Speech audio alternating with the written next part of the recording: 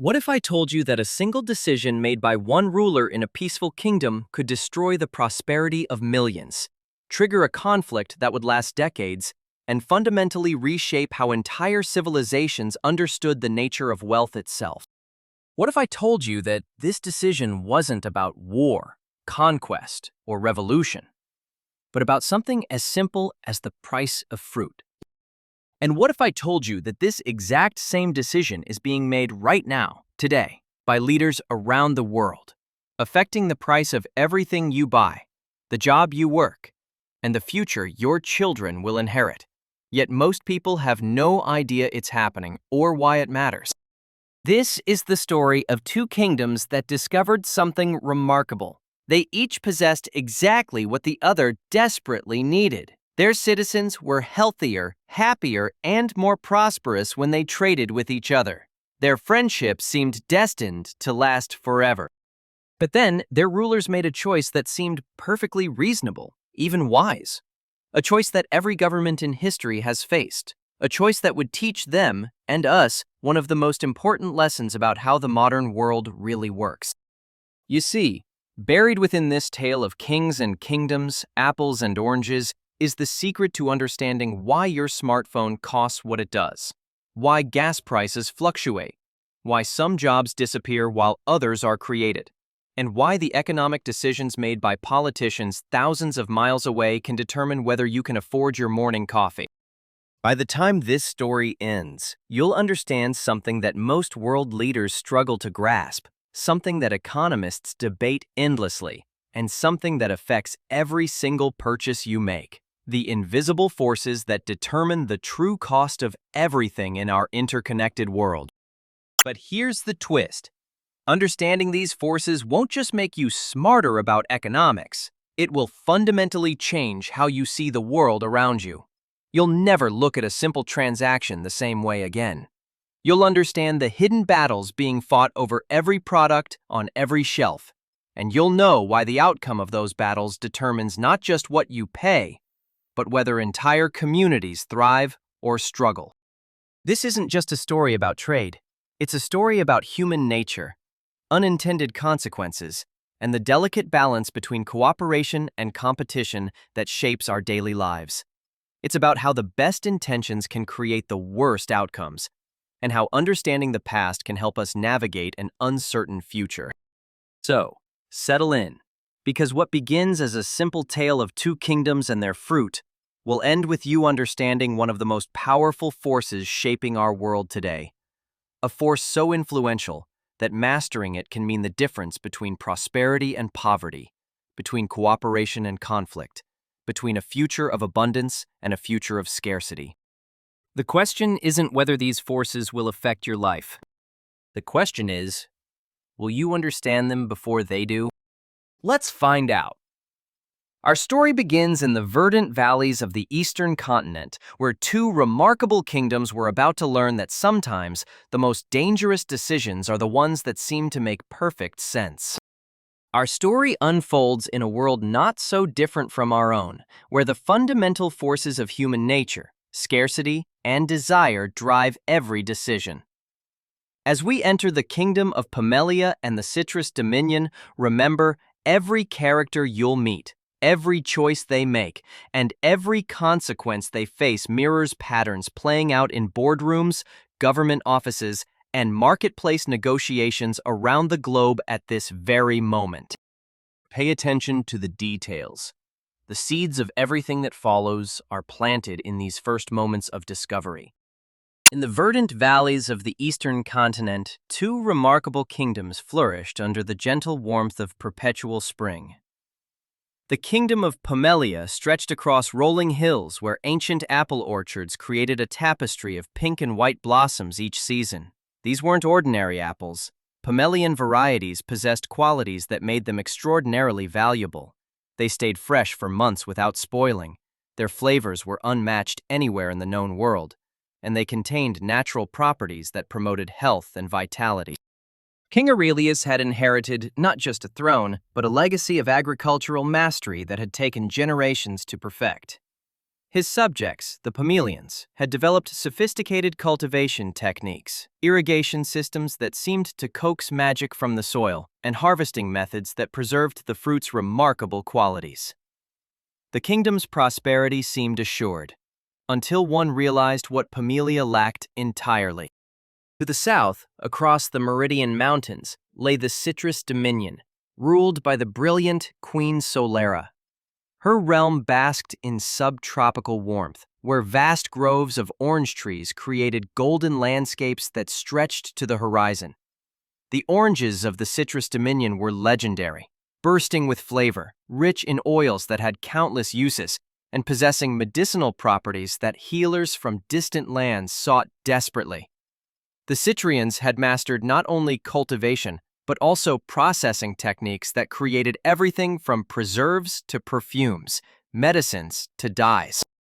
Yet the Citrus Dominion faced a curious problem that had puzzled Queen Solera's advisors for years.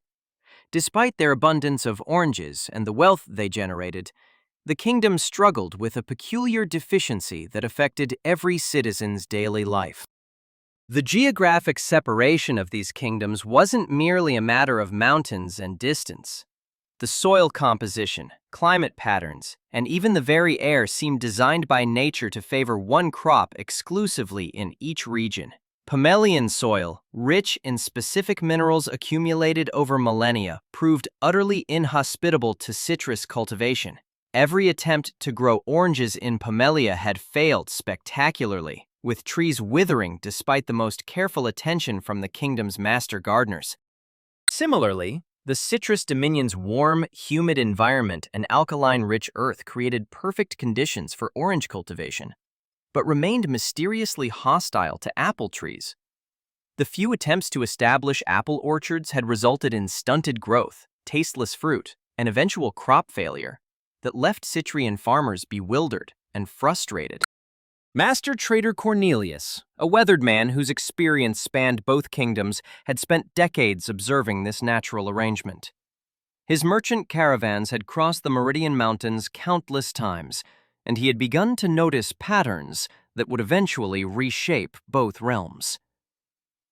Cornelius understood something that many citizens in both kingdoms had not yet fully grasped.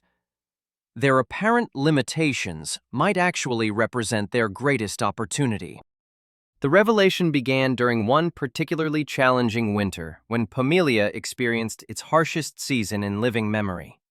Snow buried the apple orchards deeper than anyone could remember, and citizens faced the very real possibility of surviving on stored apples alone for months. The royal nutritionists had discovered, through careful study, that while apples provided excellent sustenance and health benefits, human beings required certain nutrients that apples simply couldn't supply.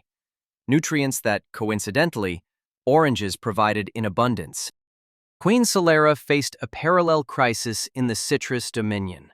Her people had grown prosperous from their orange cultivation and the various products they created, but they had begun experiencing health issues that her court physicians couldn't explain.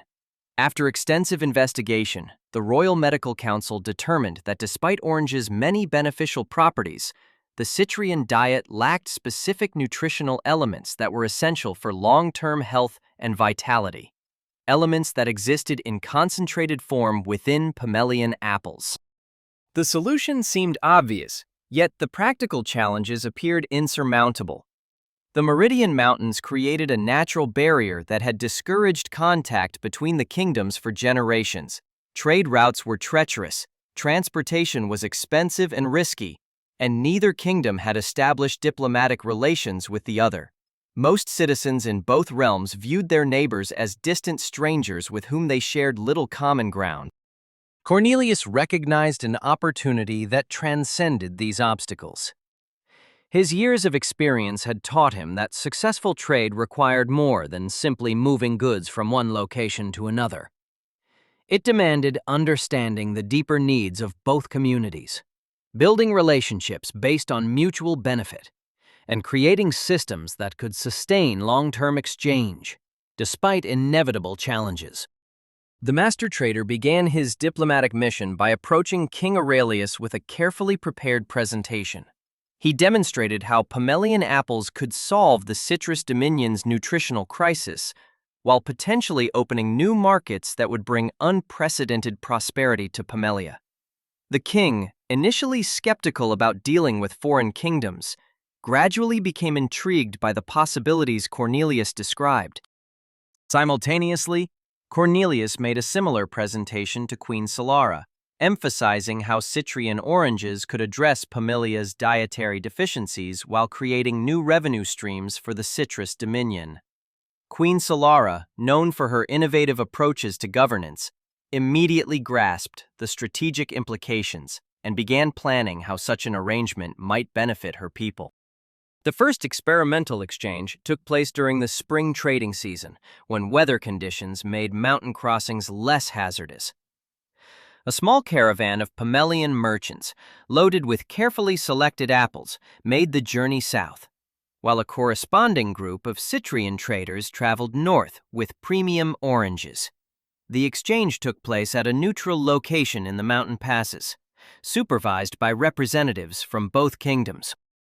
The results exceeded everyone's expectations.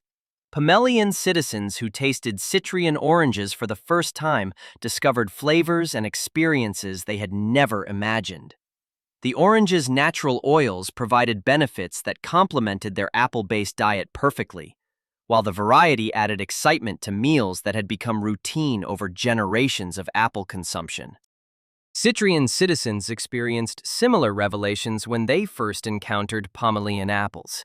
The apples' keeping qualities meant that Citrians could enjoy fresh fruit even during seasons when orange production slowed. The nutritional benefits became apparent within weeks as citizens reported increased energy, improved health, and enhanced overall well-being. The success of these initial exchanges created a foundation for what both kingdoms began to recognize as a mutually beneficial relationship. However, what seemed like a simple solution to both kingdoms' challenges would soon reveal layers of complexity that neither ruler had fully anticipated. The introduction of foreign goods into established economic systems created ripple effects that would touch every aspect of life in both realms. Local apple merchants in the citrus dominion, who had struggled for years to provide inferior local alternatives, suddenly found themselves competing with superior Pomelian imports. The price differences were dramatic. Pomelian apples were clearly better, but they were also more expensive due to transportation costs and the risks associated with cross-mountain trade. Similarly, Pomelian orange vendors, who had managed to scrape together small supplies of lower-quality oranges from other trading partners, now faced competition from the clearly superior Citrian products. Citizens who could afford the imported oranges abandoned local alternatives immediately, while those with limited means found themselves priced out of orange consumption entirely. The economic implications extended beyond simple consumer choice. Both kingdoms had developed industries and employment patterns based on their traditional agricultural focus. Pomelia's apple processing facilities, storage systems, and distribution networks represented generations of investment and expertise. The citrus dominion had similarly built extensive infrastructure around orange cultivation, processing, and product development. As trade volumes increased and citizens in both kingdoms developed preferences for foreign products, questions began arising about the long-term impact on local industries and employment. Would increased reliance on imported goods weaken domestic production capabilities? How would traditional workers adapt to changing market conditions? What would happen if trade relationships were disrupted by political conflicts or natural disasters? King Aurelius found himself fielding concerns from Pomelian apple growers who worried that increased orange consumption might reduce demand for their products. Local merchants complained that foreign oranges were cutting into their profits, while citizens argued that they should have access to the best products available regardless of origin. Queen Solara faced similar pressures from Citrian orange producers who had begun to notice Pomelians' preference for their own apples in certain contexts. Some Citrian citizens had started requesting Pomelian apples instead of local orange-based products for specific uses, creating internal competition that had never existed before. Both rulers realized that what had begun as a simple solution to nutritional needs had evolved into a complex economic relationship with implications that extended far beyond individual consumer choice. The foundations of exchange had been established, but the true test would come as both kingdoms grappled with the broader consequences of economic interdependence. Master trader Cornelius watched these developments with the satisfaction of someone who had anticipated such complexity. His experience had taught him that successful trade relationships required more than initial enthusiasm. They demanded careful management, ongoing adaptation, and the wisdom to navigate challenges that inevitably arose when different economic systems began to interact. The stage was set for a deeper exploration of how two kingdoms would manage the mechanics of sustained commercial exchange, and the lessons they would learn would resonate far beyond their mountain-bordered realm. What you've just witnessed, the birth of trade between Pamelia and the Citrus Dominion, happens every day in our modern world, but on a scale so vast that most of us never notice it. The excitement King Aurelius and Queen Solara felt when they first realized their kingdoms could benefit from exchange, that same excitement drives entrepreneurs to create new businesses, investors to fund startups, and innovators to bridge gaps between different markets. But, as our kingdoms are about to discover, turning simple exchange into systematic commerce requires solving problems that neither ruler anticipated. The challenges they're about to face will sound remarkably familiar to anyone who's ever wondered why international trade can be so complicated. The foundation has been laid. Now let's see what happens when good intentions meet economic reality. The initial success of apple-orange exchanges between the Kingdom of Pamelia and the Citrus Dominion had created an unexpected challenge. How to manage increasingly complex trade relationships between two kingdoms that had never before engaged in systematic commerce. Master trader Cornelius found himself at the center of discussions that would reshape both realms' understanding of international trade. The first major obstacle emerged around the question of value equivalency. How many Pamelian apples equaled one Citrian orange? The answer wasn't simply a matter of weight or volume. It required understanding relative scarcity, production costs, transportation expenses, and the perceived value citizens in each kingdom placed on foreign goods. King Aurelius had commissioned his royal mathematicians to develop a formal system for calculating trade ratios. They discovered that determining fair exchange rates involved far more variables than anyone had initially realized.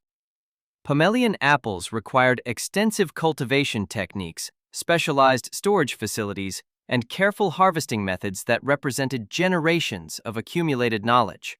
The time investment from planting to harvest stretched over several years, during which apple trees required constant attention and significant resource investment. Citrian oranges, while equally valuable, followed different production patterns. Orange trees produced fruit more frequently than apple trees, but the processing techniques required to maximize oranges' value demanded sophisticated equipment and specialized expertise that had taken the Citrus Dominion decades to develop. The oils, medicines, and preserved products created from Citrian oranges represented value-added manufacturing that extended far beyond simple fruit production. Queen Solara's economic advisors had reached similar conclusions about the complexity of establishing fair trade relationships. They had begun developing what they called the Comprehensive Value Assessment, a system that attempted to account for not just the immediate cost of producing goods, but also the infrastructure, expertise, research, and long-term sustainability required to maintain consistent quality and supply. The royal treasurers in both kingdoms faced an additional challenge.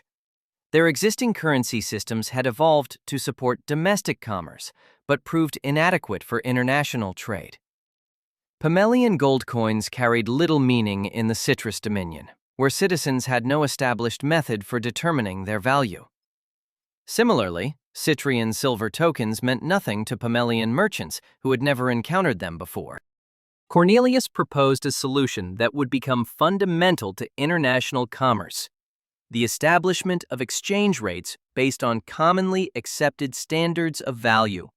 He suggested that both kingdoms agree on specific quantities of their respective products that would be considered equivalent, creating a foundation for more complex transactions. The negotiations required months of careful discussion, testing, and adjustment. Representatives from both kingdoms conducted extensive analyses to determine production costs, quality standards, and market demand patterns. They discovered that establishing fair exchange rates required understanding not just the immediate costs of production, but also the long-term sustainability of trade relationships. The breakthrough came when both kingdoms agreed to establish what they called the Great Commercial Compact, a comprehensive agreement that addressed exchange rates, quality standards, transportation responsibilities, and dispute resolution mechanisms. This compact would serve as a model for international trade agreements that neither kingdom had previously imagined necessary. Under the terms of the compact, trade would be conducted using standardized measurements and quality grades that both kingdoms' inspectors could verify. Premium Pomelian apples of the highest grade would be exchanged at specified ratios for premium Citrian oranges of equivalent quality. Lower grades would be exchanged at different ratios, ensuring that both kingdoms maintained incentives to produce their finest products for international markets. The compact also addressed transportation and risk management. The journey across the Meridian Mountains involved inherent dangers, weather delays, equipment failures, and the occasional bandit encounter that had plagued cross-mountain travel for generations. The agreement specified how these risks would be shared between trading partners and established protocols for handling damaged or delayed shipments. As trade volume increased, both kingdoms discovered the need for specialized institutions to manage international commerce. King Aurelius authorized the creation of the Royal Pomelian Trade Authority, an organization responsible for certifying export quality, maintaining relationships with foreign partners, and ensuring that domestic producers met international standards. Queen Solara established the Citrus Dominion International Commerce Bureau, which served similar functions while also developing new products specifically designed for export markets. Citrian inventors had begun creating orange-based products that would travel well across mountain passes and appeal to Pomelian tastes and preferences. The evolution of these trade relationships revealed something that neither kingdom had fully anticipated. International commerce required not just the exchange of goods, but the development of entirely new economic capabilities and institutions. Both kingdoms found themselves investing in infrastructure, training, and expertise that extended far beyond their traditional agricultural focus. Pomelian engineers designed specialized transportation equipment that could protect delicate apples during mountain crossings. They developed packaging techniques that preserved fruit quality while minimizing weight and volume. Pomelian linguists began learning Citrian language and customs to facilitate better communication with their trading partners. The Citrus Dominion made parallel investments in capabilities that supported international trade. Citrian chemists developed new preservation techniques that extended the shelf life of orange-based products. Citrian diplomats established permanent communication channels with Pomelian officials to address trade issues before they became major problems. Both kingdoms began experiencing economic changes that extended far beyond simple product exchange.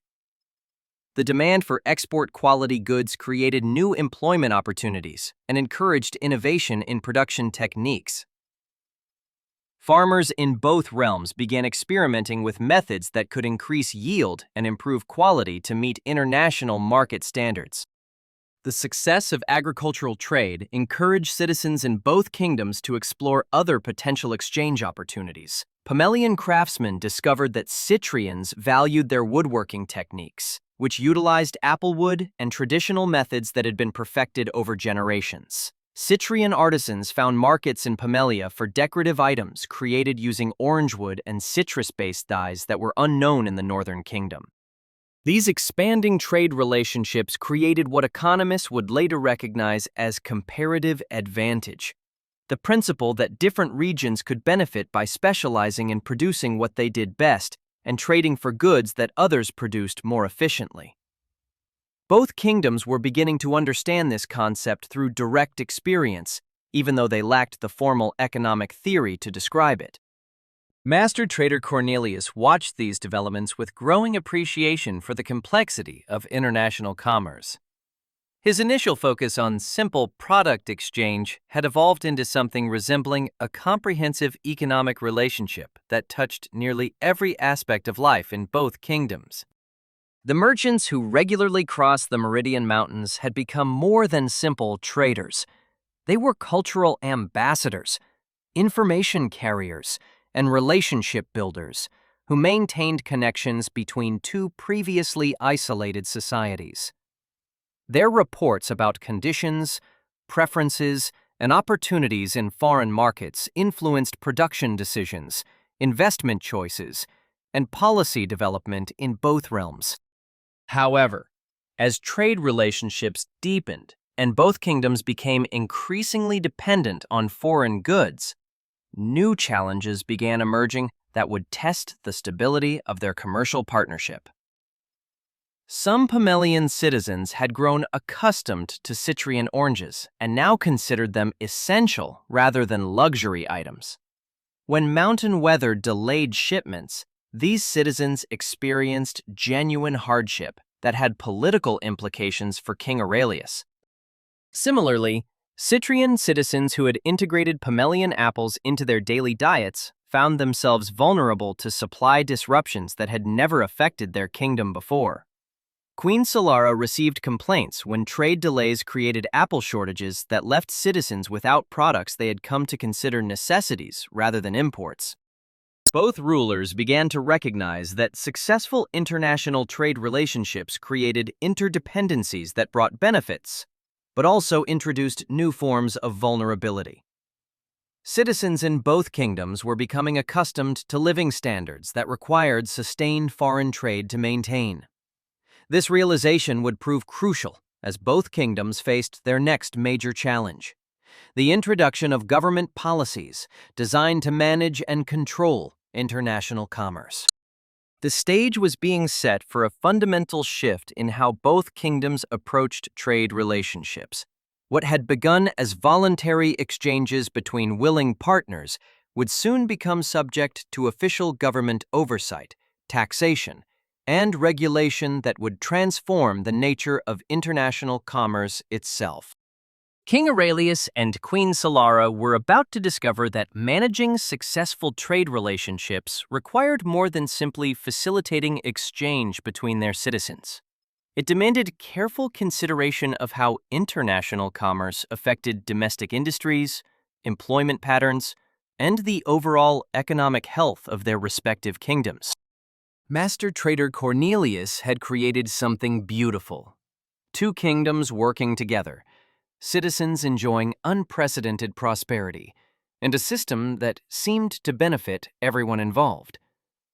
But here's what Cornelius understood that most people miss. Success in the economic world creates its own problems.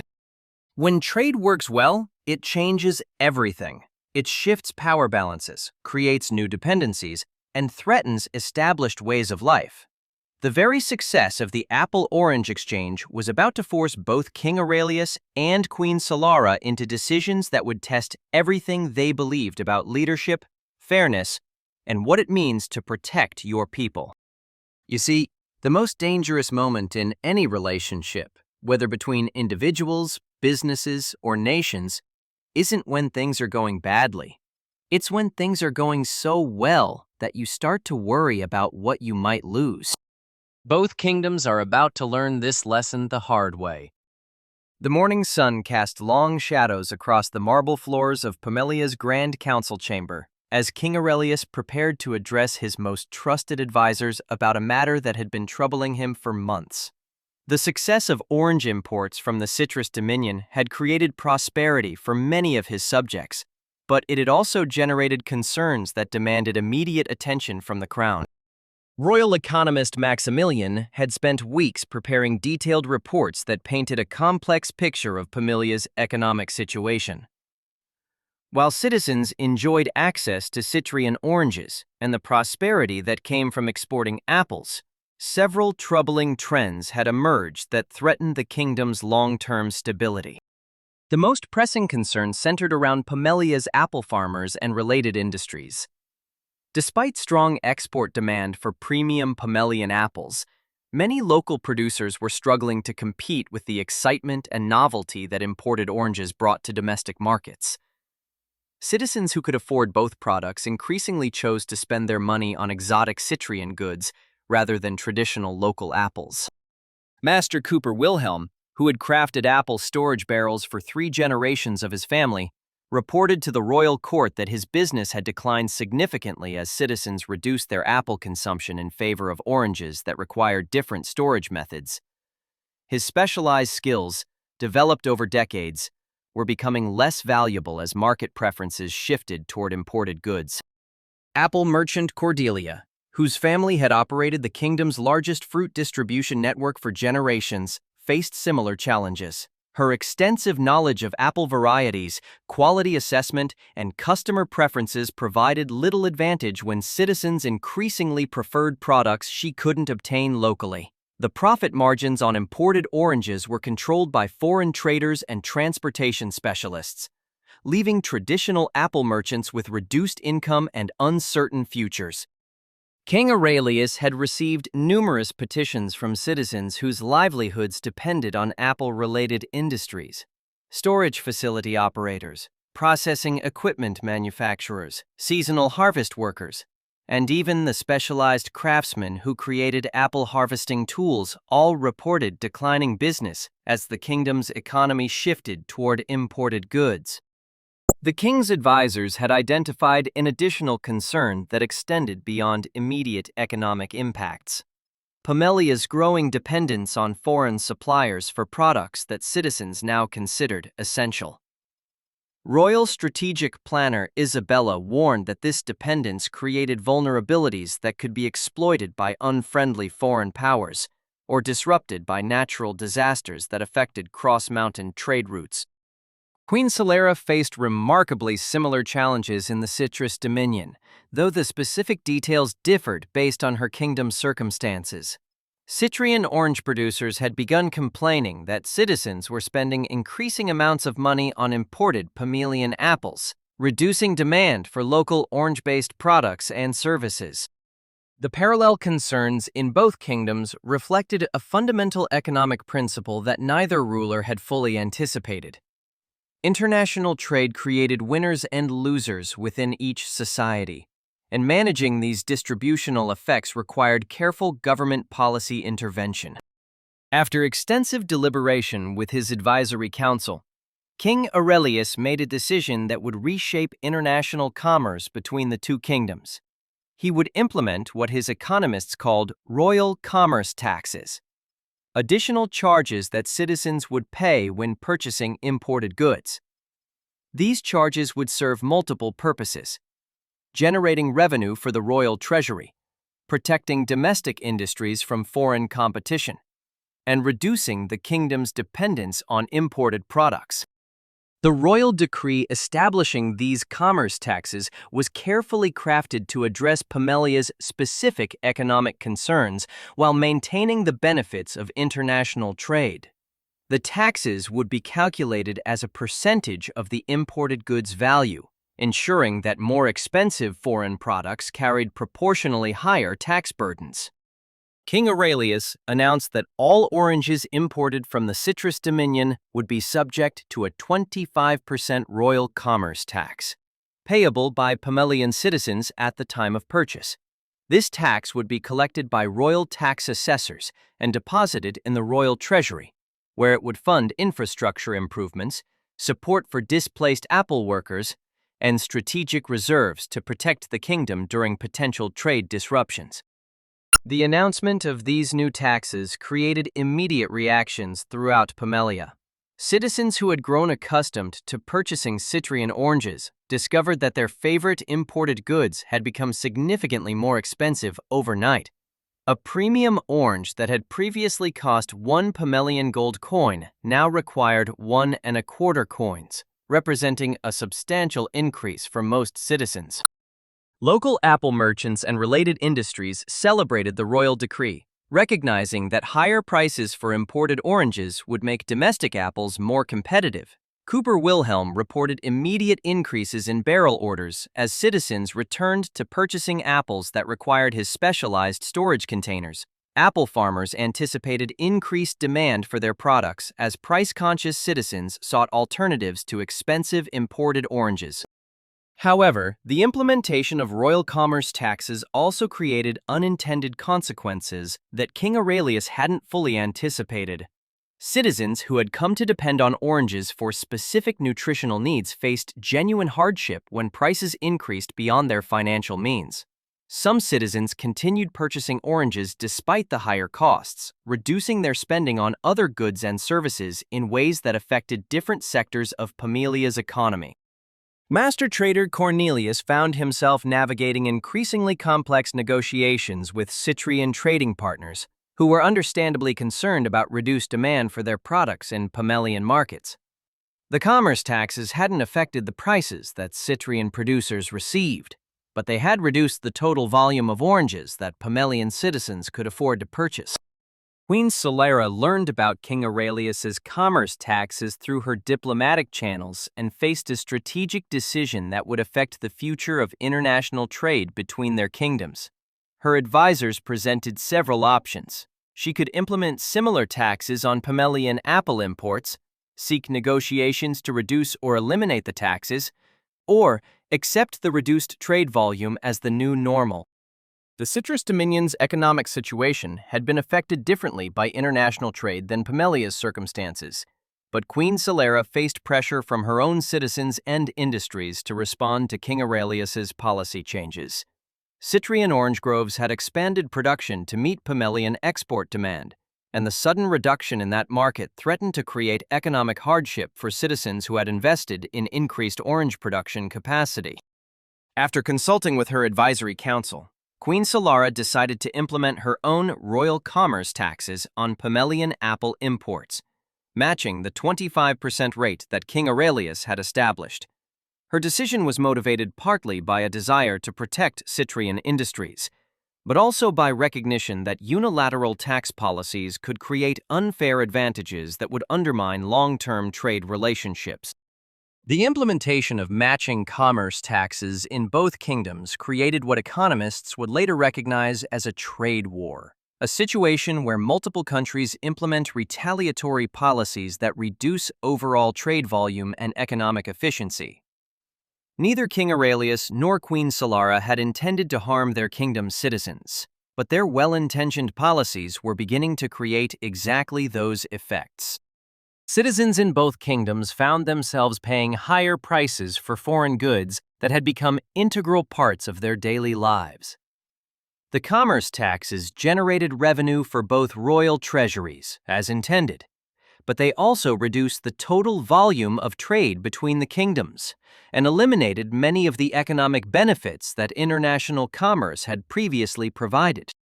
Local industries in both kingdoms did benefit from reduced foreign competition, as the royal decrees had intended.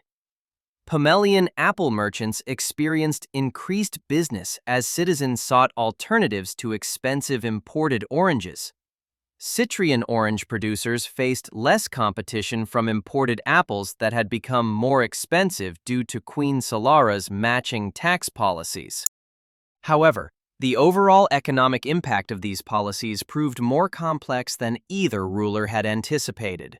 Citizens in both kingdoms had less variety in their diets and fewer choices in the marketplace. The total volume of economic activity decreased as trade barriers reduced the efficiency gains that international commerce had previously provided. Master trader Cornelius observed these developments with concern, recognizing that the escalating tax policies threatened to undermine the carefully constructed trade relationships that had brought prosperity to both kingdoms. His experience suggested that retaliatory policies often led to further retaliation, creating downward spirals that harmed all parties involved. The royal decrees had achieved their immediate objectives. Both kingdoms had generated new tax revenue and provided protection for domestic industries that faced foreign competition. However, the broader consequences of these policies were beginning to reveal the complex challenges that governments faced when attempting to manage international trade relationships through taxation and regulation. Both King Aurelius and Queen Solera were about to learn that implementing trade policies created ripple effects that extended far beyond their intended targets, affecting citizens, industries, and international relationships in ways that were difficult to predict or control. King Aurelius and Queen Solera had made their choices. Royal commerce taxes were now law in both kingdoms. Their advisors assured them these policies would solve their problems, protect their citizens, and strengthen their realms.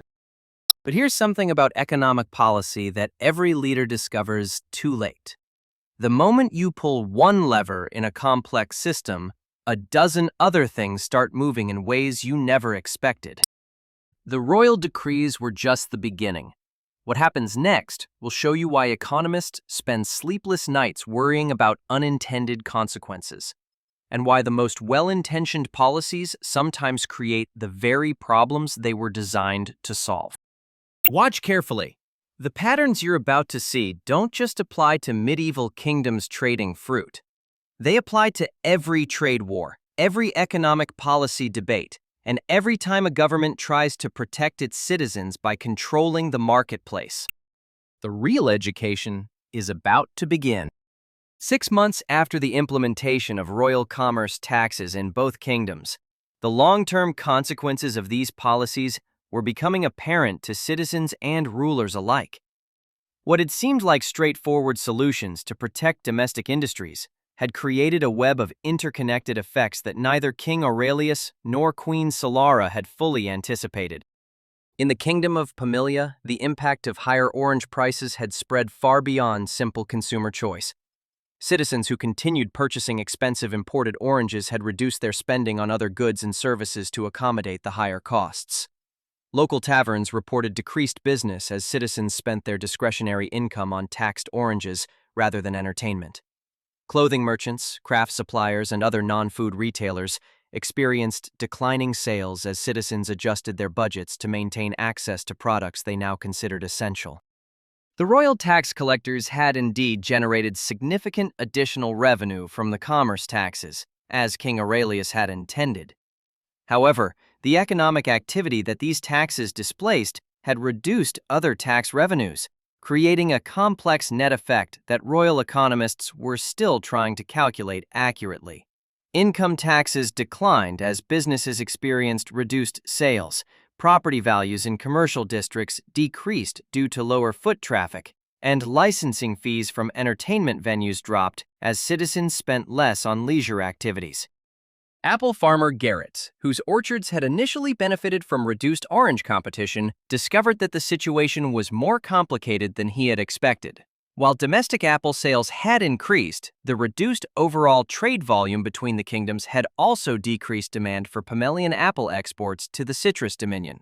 Queen Solera's matching tax policies had made Pamelian apples more expensive for Citrian citizens, reducing the export market that had driven much of Pamelia's recent agricultural expansion.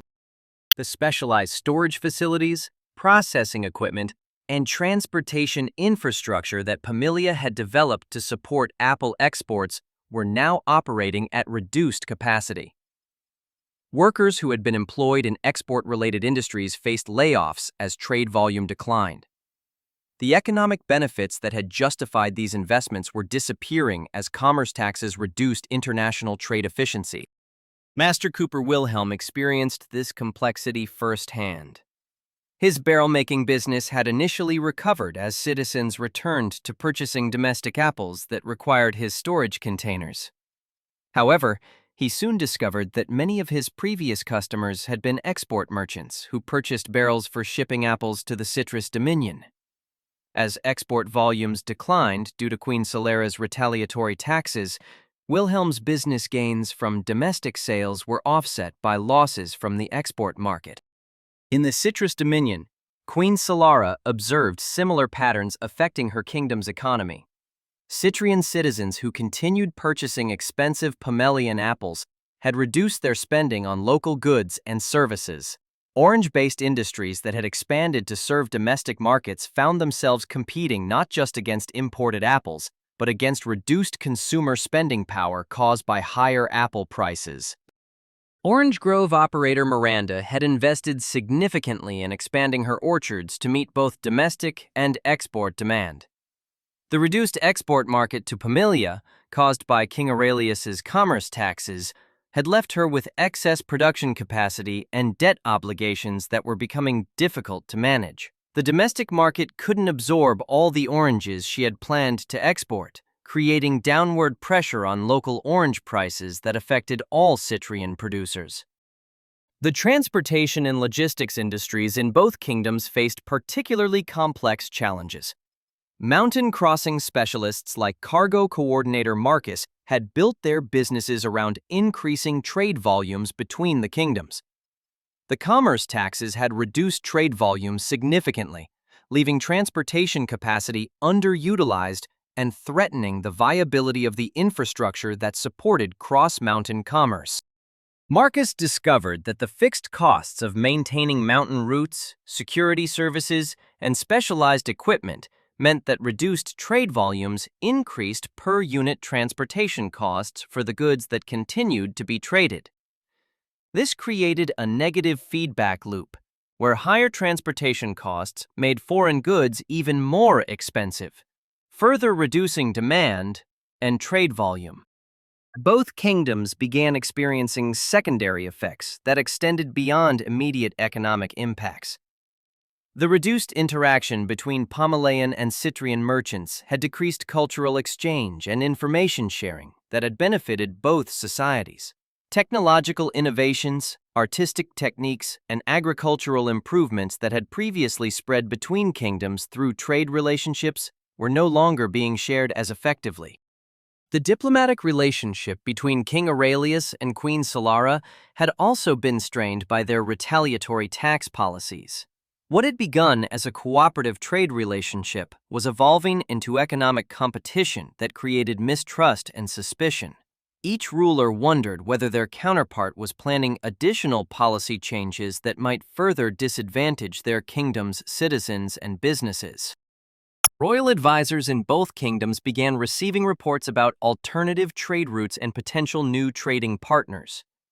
Some Pomelian merchants had started exploring relationships with distant kingdoms that might provide oranges without the high commerce taxes. Similarly, Citrian traders were investigating whether other regions might offer markets for their oranges that weren't subject to retaliatory tax policies. These developments concerned both rulers because they threatened to further reduce trade volumes between their kingdoms while potentially creating new dependencies on even more distant and less reliable trading partners. The commerce taxes that were intended to reduce dependence on foreign goods were paradoxically encouraging citizens to seek alternative foreign suppliers rather than returning to domestic alternatives. Master trader Cornelius found himself in an increasingly difficult position as the intermediary between two kingdoms whose policies were undermining the trade relationships he had worked years to establish. His expertise and relationships were becoming less valuable, as political barriers replaced economic efficiency as the primary factor determining trade patterns. Cornelius began developing proposals for policy modifications that might address both kingdoms' concerns while restoring some of the economic benefits that international trade had previously provided. His experience suggested that the current trajectory of escalating tax policies would ultimately harm all parties involved. But he also understood the legitimate concerns that had motivated both rulers to implement these measures.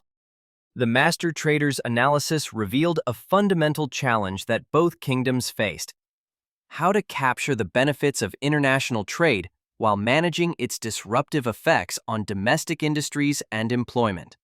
The commerce taxes had successfully protected some local businesses and generated government revenue, but they had also eliminated many of the efficiency gains that made international trade beneficial in the first place.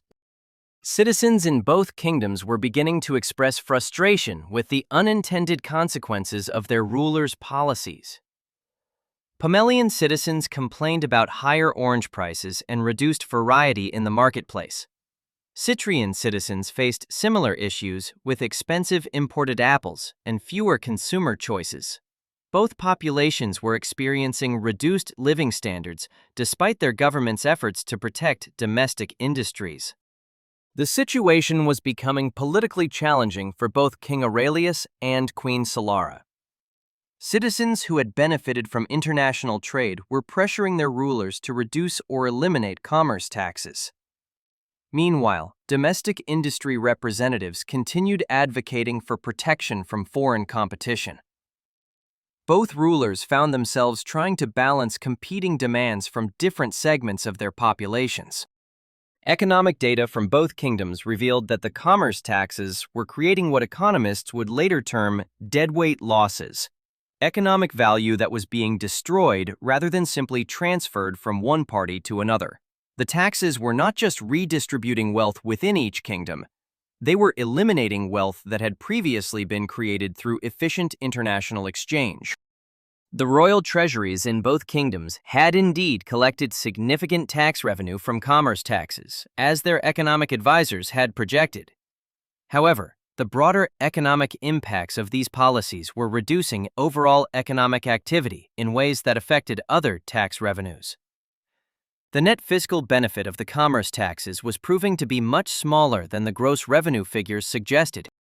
Both kingdoms were also experiencing what trade economists would recognize as rent-seeking behavior, situations where businesses and individuals spent resources trying to influence government policies rather than creating economic value through productive activities.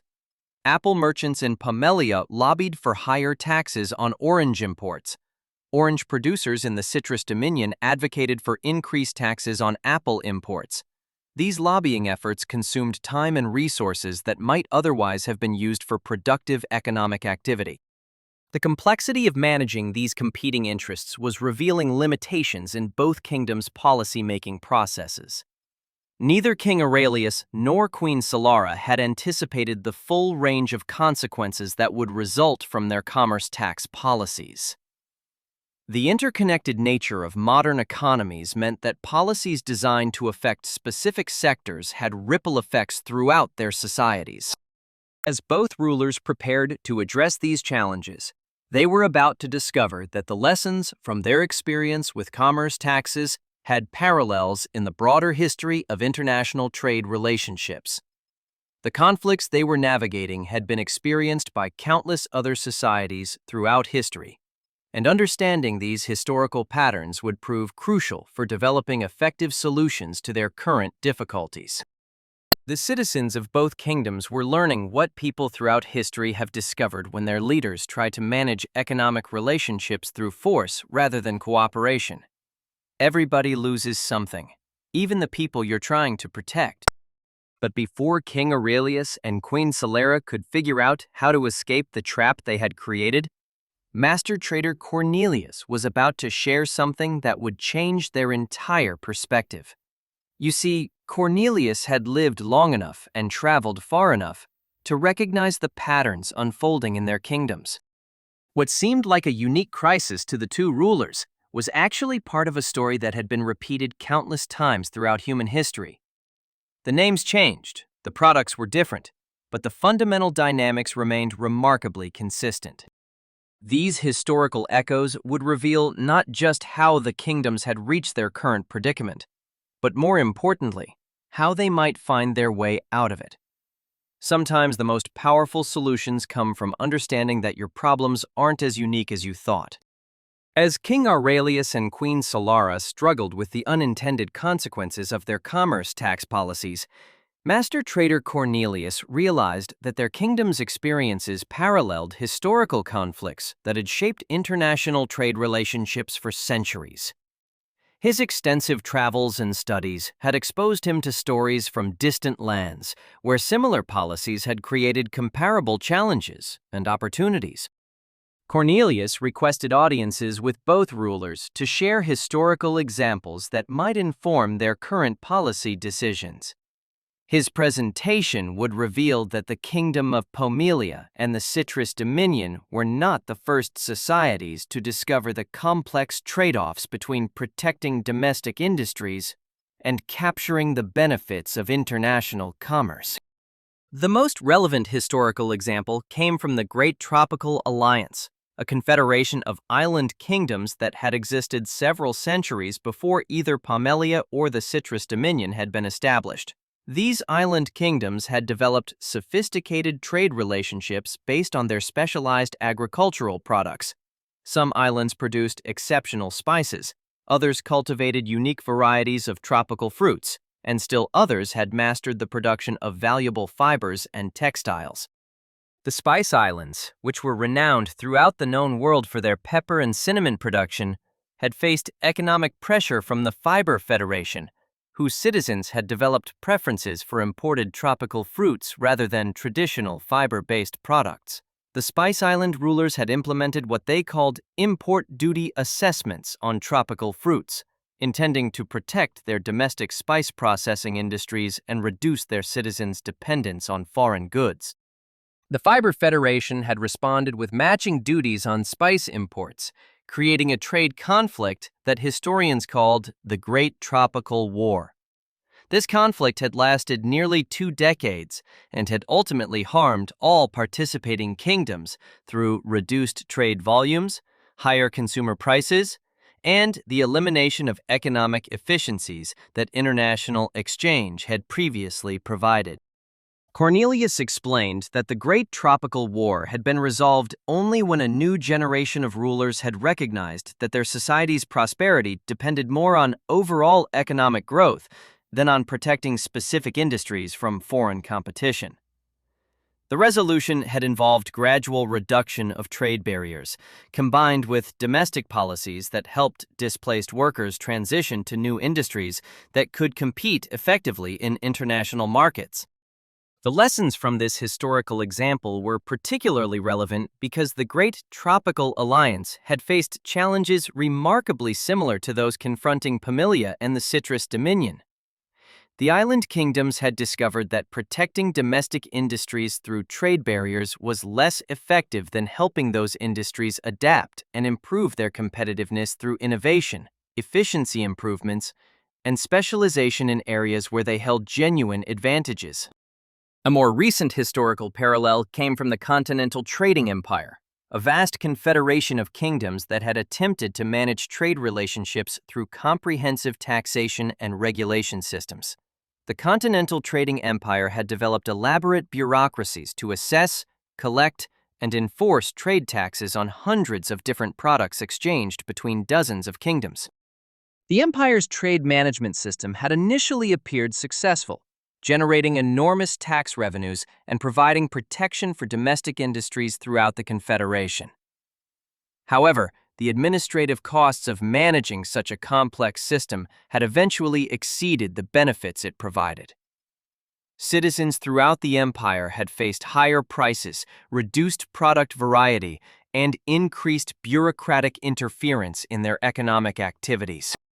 The Continental Trading Empire's experience had demonstrated that while trade taxes could serve legitimate policy objectives, they also created administrative burdens and economic inefficiencies that could ultimately outweigh their intended benefits. The empire had eventually simplified its trade policies and reduced many of its trade barriers after discovering that economic growth was more beneficial to government finances than the direct tax revenue generated by trade restrictions. Cornelius also shared examples of societies that had successfully managed international trade relationships without resorting to extensive trade barriers. The Maritime Commercial Republic had built its prosperity on facilitating trade between other kingdoms rather than restricting it. Their policies had focused on creating efficient transportation infrastructure, establishing reliable legal frameworks for international commerce, and developing expertise in trade finance and logistics. The Maritime Commercial Republic's approach had generated prosperity through what economists would later term comparative advantage in trade services.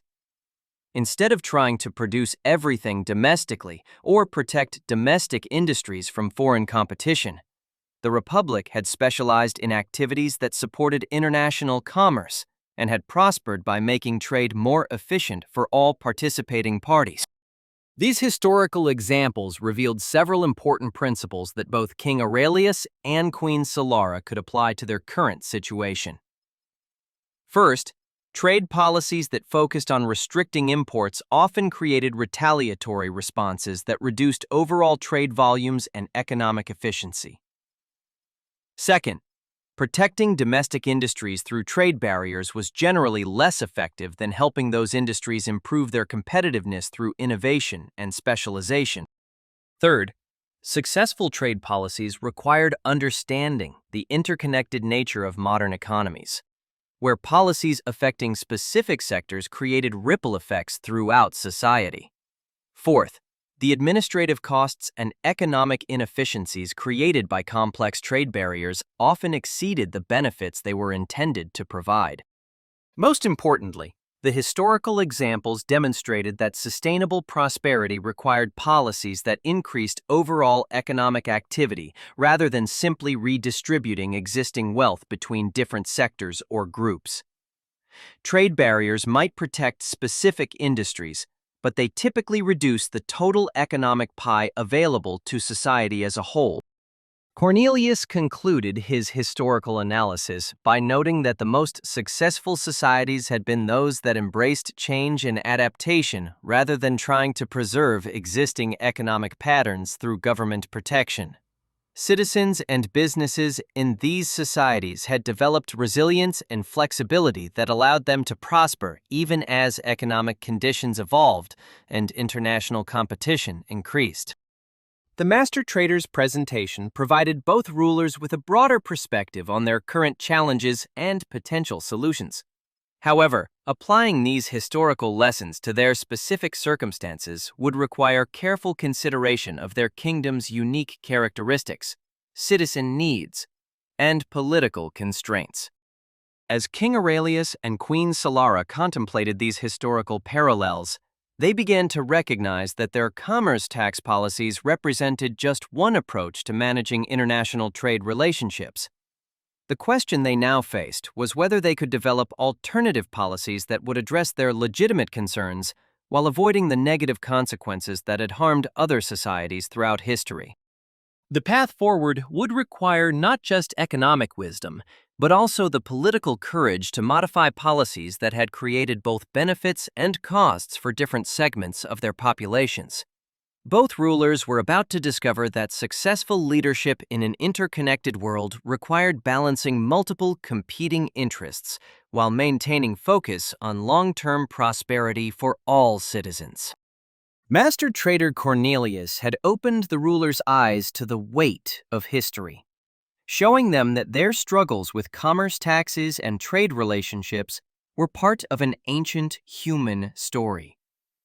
But understanding the past was only the beginning. The real question, the one that matters for you right now, today, is this. How do the lessons learned by two fictional kingdoms in a world of apples and oranges apply to the complex, interconnected global economy that determines the price of everything you buy, the stability of your job, and the future opportunities available to your children? The time has come to pull back the curtain completely, to connect every principle, every pattern, and every consequence you've witnessed to the real-world forces shaping our modern economic landscape.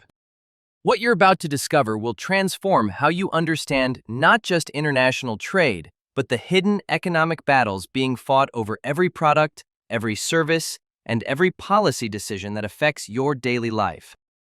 The story of Pomelia and the Citrus Dominion ends here, but your understanding of the modern world is just beginning. The experiences of the Kingdom of Pamelia and the Citrus Dominion provide a comprehensive foundation for understanding how international trade policies affect modern societies. Their story reveals fundamental principles that apply whether we're discussing medieval kingdoms exchanging apples and oranges or contemporary nations managing complex global supply chains for everything from automobiles to semiconductors. The journey from simple bilateral exchange to complex policy interventions illustrates several crucial concepts that shape international economic relationships in our current world. First, the principle of comparative advantage, the idea that different regions benefit by specializing in producing what they do best and trading for goods that others produce more efficiently, remains as relevant today as it was for our fictional kingdoms. When King Aurelius and Queen Solara implemented their royal commerce taxes, they were employing the same basic policy tool that modern governments use when they impose tariffs on imported goods. The motivations were identical: protecting domestic industries from foreign competition, generating government revenue, and reducing dependence on foreign suppliers. The consequences were also remarkably similar: higher consumer prices, reduced trade volumes, retaliatory measures from trading partners, and complex ripple effects throughout their economies. The concept of deadweight losses, economic value that is destroyed rather than simply transferred between parties, helps explain why both kingdoms experienced reduced overall prosperity despite the apparent success of their protective policies. When trade barriers increase the cost of goods or reduce the variety available to consumers, they eliminate benefits that efficient exchange would otherwise have provided. The historical examples that master trader Cornelius shared reflect real patterns from human economic history. The Great Tropical War parallels numerous historical trade conflicts, from the Anglo-Dutch Wars of the 17th century to more recent disputes between major trading partners. The continental trading empire's experience with complex trade bureaucracies mirrors the challenges that modern customs unions and trade organizations face when trying to balance free trade benefits with legitimate regulatory concerns. Perhaps most importantly, the story reveals how trade policies create winners and losers within societies, making them inherently political rather than purely economic decisions. Apple farmer Garrett and Cooper Wilhelm benefited from protection, while citizens who preferred imported oranges faced higher costs. These distributional effects explain why trade policies generate such passionate debates in democratic societies, and why finding sustainable solutions requires balancing competing interests rather than simply maximizing economic efficiency. The kingdom's experience with retaliatory policies illustrates the game-theoretic aspects of international trade relationships. When one country implements trade barriers, other countries face strategic decisions about whether to respond in kind, seek negotiated solutions, or absorb the economic costs while maintaining open trade policies. The escalating cycle of commerce taxes between Pamelia and the Citrus Dominion demonstrates how well-intentioned policies can create negative outcomes for all parties involved. Modern applications of these principles can be seen in contemporary trade relationships between major economies. When countries implement tariffs on steel imports to protect domestic steel producers, they follow the same logic that motivated King Aurelius's policies. When other countries respond with retaliatory tariffs on agricultural products, they mirror Queen Solara's matching tax strategy.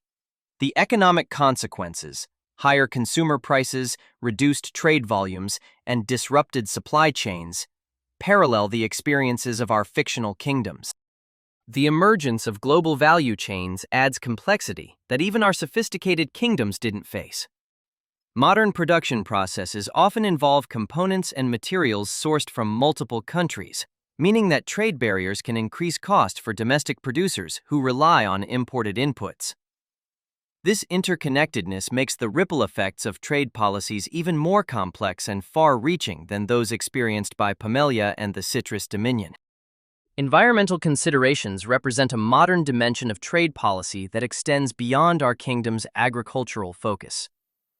Contemporary debates about carbon tariffs, taxes on imports from countries with less stringent environmental regulations reflect the same underlying tension between protecting domestic interests and maintaining open international exchange. The challenge of addressing global environmental problems while maintaining beneficial trade relationships requires policy sophistication that builds on the fundamental principles our kingdoms discovered. Digital goods and services present new challenges for trade policy that neither King Aurelius nor Queen Solera could have anticipated. How should governments tax digital products that can be delivered instantaneously across borders? How can they protect domestic technology industries without stifling innovation or reducing consumer access to beneficial digital services? These questions require applying traditional trade policy principles to entirely new economic circumstances. The role of international organizations in managing trade disputes has evolved significantly beyond master trader Cornelius's diplomatic efforts. Modern institutions like the World Trade Organization attempt to provide neutral forums for resolving trade conflicts and establishing common rules that reduce the likelihood of retaliatory policy cycles. However, these institutions face their own challenges in balancing the sovereignty concerns of member nations with the benefits of coordinated trade policies. The story of Pamilia and the Citrus Dominion ultimately demonstrates that successful trade policies require understanding both economic principles and political realities. Pure economic theory might suggest that eliminating all trade barriers would maximize overall prosperity, but political leaders must also consider the distributional effects of their policies and the legitimate concerns of citizens whose livelihoods are affected by international competition. The most effective approach involves what economists call adjustment assistance, policies that help workers and communities adapt to economic changes rather than simply trying to prevent those changes from occurring. Instead of permanently protecting apple producers from orange imports, King Aurelius might have invested in helping his citizens develop new skills or businesses that could prosper in a more internationally integrated economy. Similarly, Queen Solera could have focused on helping Citrian industries improve their competitiveness and find new markets, rather than simply matching her neighbors' protective policies. Such approaches require longer-term thinking and more sophisticated policy design, but they typically produce better outcomes for society as a whole. The kingdom's experience also reveals the importance of communication and diplomacy in managing international economic relationships. The deterioration of trust between King Aurelius and Queen Solera contributed to the escalating cycle of retaliatory policies. Modern trade relationships benefit from regular dialogue, transparent policy-making processes, and institutional mechanisms that allow countries to address concerns before they escalate into trade wars. Understanding these principles doesn't make contemporary trade policy decisions easy, but it does provide a framework for thinking about the trade-offs involved. Whether we're evaluating proposals for new tariffs, considering the benefits of trade agreements, or trying to understand the economic consequences of trade disputes, the fundamental dynamics revealed by our kingdom's experience remain relevant and instructive. The story of the Kingdom of Pamilia and the Citrus Dominion reminds us that international trade is ultimately about human relationships. Citizens trying to improve their lives through exchange with people in other societies, businesses seeking opportunities to serve customers across borders, and governments attempting to balance multiple objectives while serving their citizens' interests. The economic principles are important, but they operate within political and social contexts that shape how policies are designed, implemented, and sustained over time. As we face contemporary challenges in international trade, from managing supply chain disruptions to addressing environmental concerns to adapting to technological change, the lessons from our fictional kingdoms provide a valuable foundation for understanding both the opportunities and the responsibilities that come with economic interdependence in an increasingly connected world. And there you have it. The journey from simple exchange to complex economic policy, from cooperation to conflict, and from confusion to clarity. What began as a tale of two kingdoms has revealed the fundamental forces that shape every aspect of our interconnected world. You now understand what most people never grasp: that behind every price tag, every policy debate, and every economic headline lies a story of human beings trying to balance competing interests in a world where every choice has consequences that ripple far beyond what anyone intended. The next time you hear about trade wars, tariffs, or international economic disputes, you won't just hear political noise. You'll understand the deeper patterns at work, the same patterns that played out between King Aurelius and Queen Solara, the same patterns that have shaped human civilization throughout history. But more than that, you now have the tools to think critically about these issues for yourself. To ask the right questions when politicians promise simple solutions to complex problems. To understand why good intentions aren't enough when dealing with the intricate web of relationships that define modern economics. The world is complex, but it's not incomprehensible. The forces that seem mysterious and overwhelming from the outside reveal themselves to be surprisingly predictable once you understand the underlying patterns. And now you do. The next time someone asks you why these economic forces matter, or how they work, or what we can learn from history about managing them wisely, you'll have an answer. Not because you memorized facts or figures, but because you understand the story. The eternal human story of cooperation, competition, and the endless search for solutions that help everyone prosper together. That understanding is your most valuable takeaway from our journey through the kingdoms. Use it wisely.